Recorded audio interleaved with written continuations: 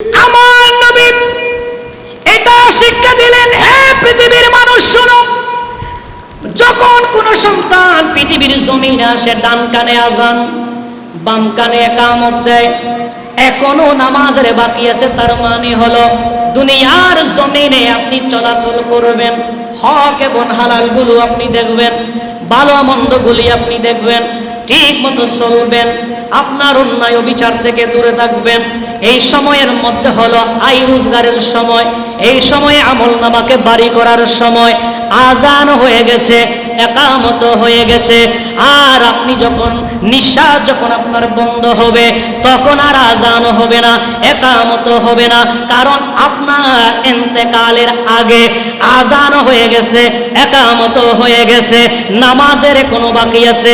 এই জন্য মানুষ যখন মারা যায় আর মারা যাওয়ার পরে জানাজার মাঠে যখন রাখা হয়, আজান হয় না, ইকামত হয় না, তখন সরাসরি নামাজের ব্যবস্থা করা হয়। কথা বলেন ঠিক কিনা?